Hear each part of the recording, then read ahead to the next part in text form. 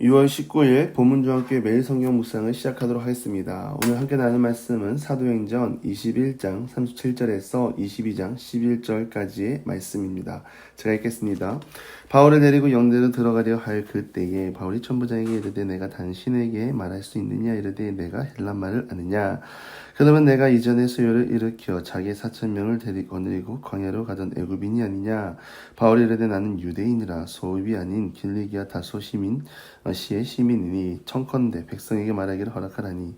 천부장이 허락하거늘 바울이 층대 위에 서서 백성에게 손짓하여 매우 조용히 한 후에 히브리 말로 말하니라. 부형들아 내가 지금 여러분 앞에서 변명하는 말을 들으라.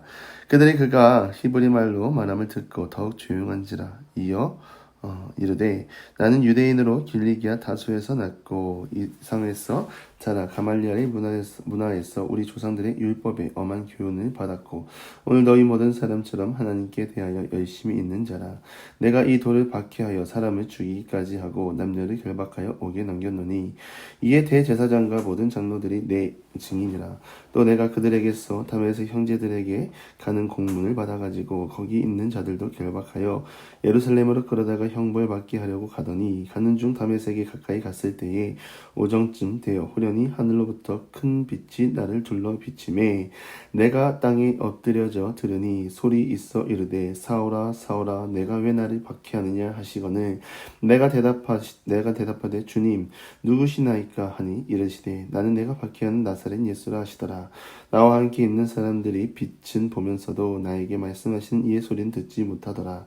내가 이르되 주님 무엇을 하리이까. 주께서 이르시되 일어나 다메섹으로 들어가라. 내가 해야 할 모든 것을 거기서 누가 이르리라 하시거늘 나는 그 빛의 광채로 말미암아 볼 수 없게 되었으므로 나와 함께 있는 사람들의 손에 끌려 다메섹에 들어갔노라. 여러분, 우리는 살면서 수많은 만남을 가지고 살아갑니다. 또한 이 만남이 각 사람을 유익하게 하는 반면 상심을 갖게 하기도 하고요, 절망과 슬픔을 갖게 하기도 합니다. 이처럼 인간 세상의 만남은 불완전하고 영원할 수 없습니다. 믿는 자에게 불완전한 만남이 아니라 완전한 만남이 있죠. 바로 하나님을 인격적으로 만나는 것, 체험하는 것입니다. 우리는 흔히 하나님을 만났다라고 합니다. 만났다는 것은 무엇입니까? 자신의 한계 속에 소망의 빛을 발견한 것이죠. 절망과 낙심이 아니면 사도 바울처럼 교만의 끝에 있을 때 결국 하나님께서 찾아오셔서 만나주시고 하나님의 사람으로 변화시켜 주신 것입니다. 그래서 만남 후에는 사명이 있고 부름이 있는 것이죠.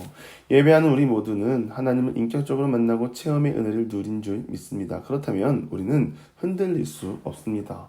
더욱 견고해져서 그리스도를 믿는 믿음이 더 깊어지고 그 가운데 소망의 빛을 발견하며 나아가야 합니다. 만약 이 자리에서 예배하는 우리에게 나는 아직도 예수님을 만나지 못했어, 하나님이 느껴지지 않는다 말씀하시는 분이 있으니까 잘못된 것입니다. 다만 기도하시기 바랍니다. 하나님을 만나고 싶습니다. 하나님을 체험하고 싶습니다.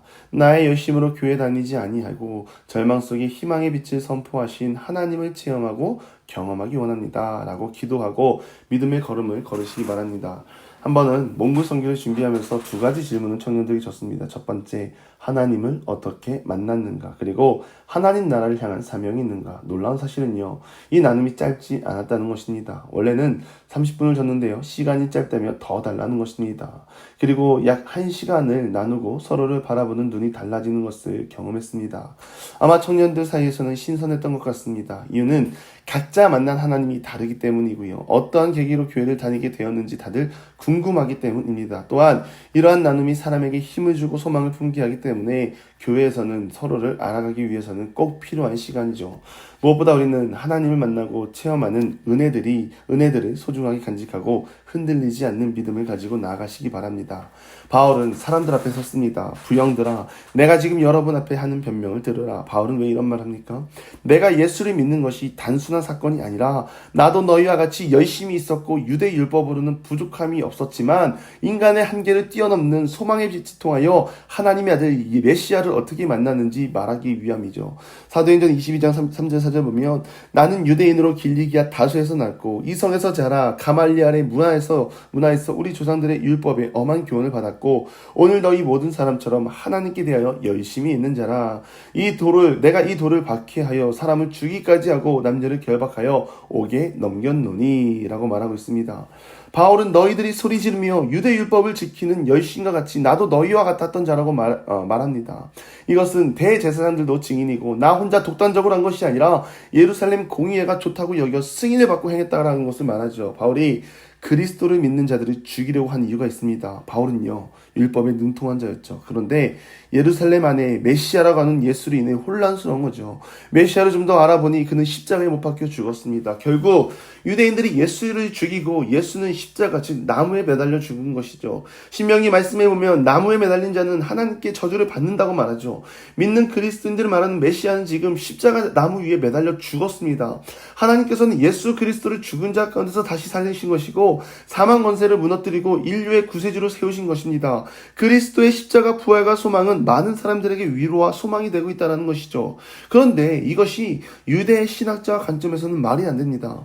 나무에 매달린 자는 다 저주를 받는다고 하는데 하나님의 저주를 받는 자가 어찌 구원자, 이스라엘 백성들이 그토록 기다리던 메시아가 될 수 있단 말인가? 그리고 그 메시아 사상으로 예루살렘을 혼란스럽게 한단 말인가? 바울로서는 이해가 안 됐고요. 하나님을 모독하는 자들을 다 붙잡아 넣기 위해 발걸음을 옮기고 있는 것입니다. 그냥 새로운 종교가 나와서 핍박하는 것이 아니라 바울 나름대로 타당한 근거가 있었다라는 것이죠. 그 근거를 가지고 믿는 자들을 잡아 넣기 위해 발걸음 옮겼고요. 가는 중에 부활이신 예수님을 체험한 것입니다.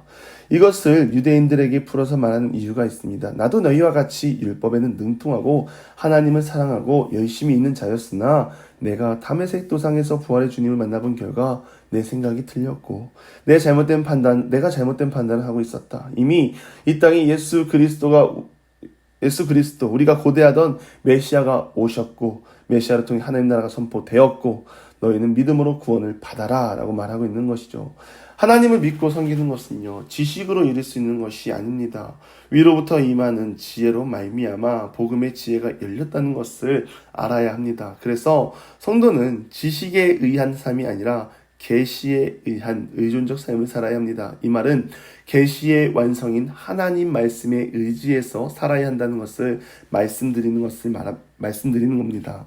우리에게 더 이상 특별한 계시가 있을 수 없죠.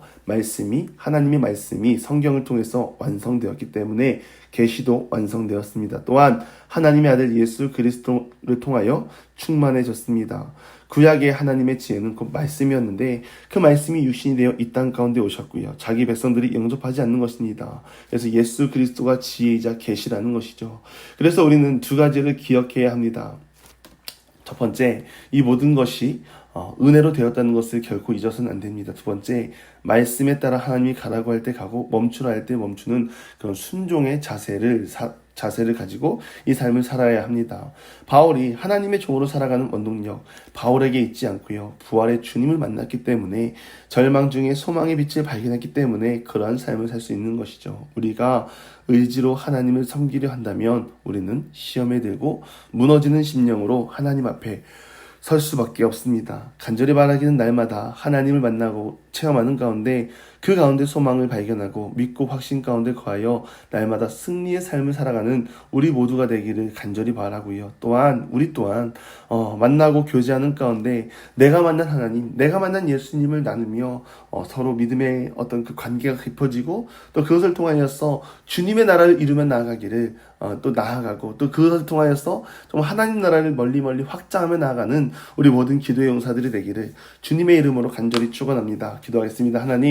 하나님을 만나고 체험한 은혜가 쌓이게 하시고 이 은혜를 통하여 주님의 종된 삶을 살아가는 하나님의 사람이 다 되게 하여 주시옵소서.